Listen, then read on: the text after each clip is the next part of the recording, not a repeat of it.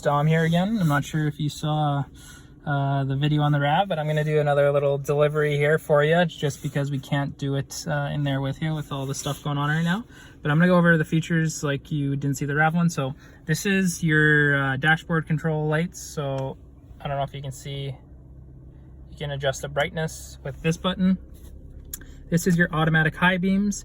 So when you turn your high beams on with just pushing it, they'll automatically dim for you when someone's coming towards you, and then turn back on when they peel off, so you don't have to worry about clicking them on and off. The automatic high beams will do that for you. This is a heated element in your windshield.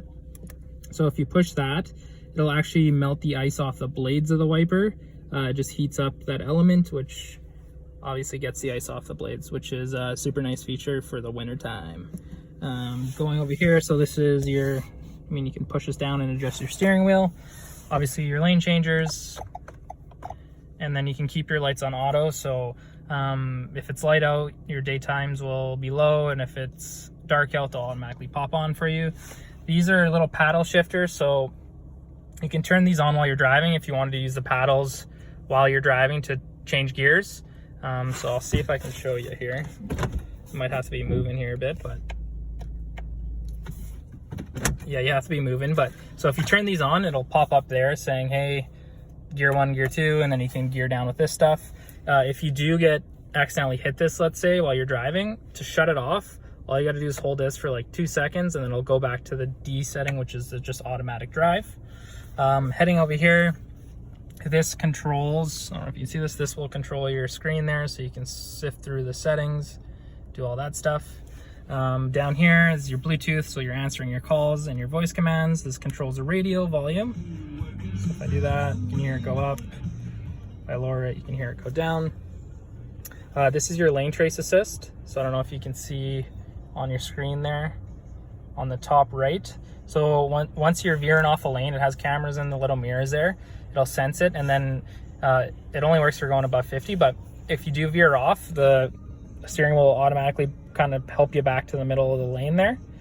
Some people don't like that, so you could literally just turn it off with just pushing that button there, so you can turn it off.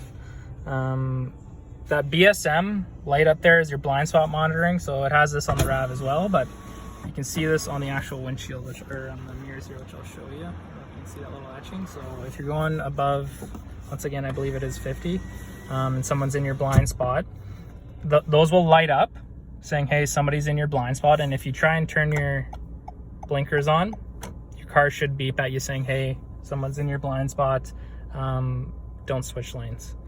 Heading over here, so your cruise control is just right here.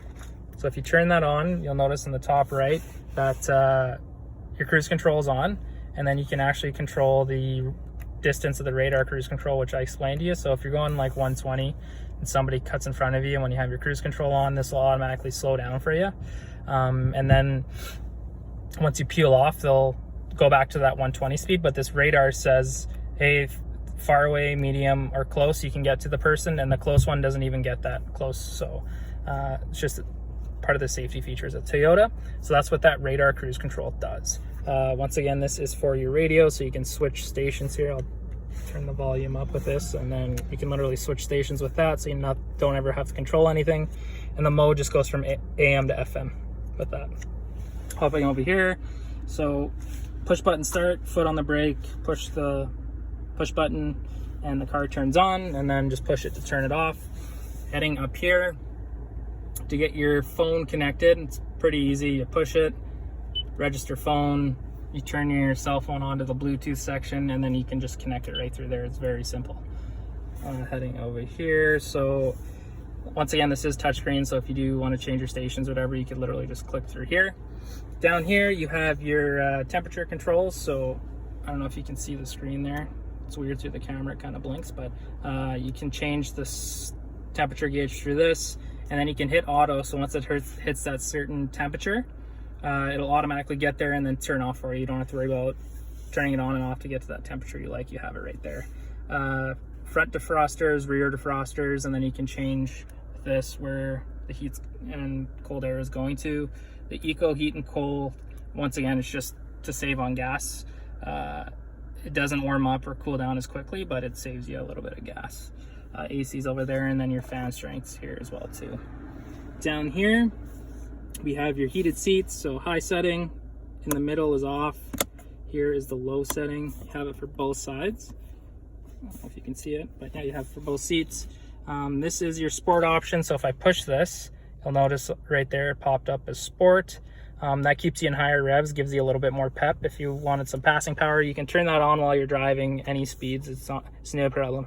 Going down here, if I put it in reverse, your backup cam will automatically pop up. Going down in drive now, so this keeps you in an automatic position. You could put it in a manual, so if I push it over here and you look at your screen, it says M1. So if I go up with it while it's in that M position, it'll go to M2. You have to be driving once again for it to work, but you can change your gears through this. And then you can literally just push it back to the right and keep it in the drive position. So that's nice if you're going down hills or whatever and you want to keep higher revs so you're not wearing on your brakes as much. I'll hide this on here. This is your electric parking brake. So if I put it in park, you'll notice it'll automatically turn on for you. You don't have to pull anything. It'll automatically be there. And then when you put it in drive, it'll automatically go away, so you don't have to worry about pushing this ever. This brake hold feature is the same one I explained in the RAV. So if you push it and you're driving and you come to a complete stop and you have it on there, you can let your foot off the brake and the vehicle will stay still, and then you just hit the gas to take off there. So if you're ever in a place that has long red lights or whatever, it's a cool little feature to have. Yeah, so that pretty much covers it. If you do have any questions, please feel free to contact me and I'd love to help you out. Congrats, Dan and Donna, and thank you so much for the opportunity to earn your business. All right, take care.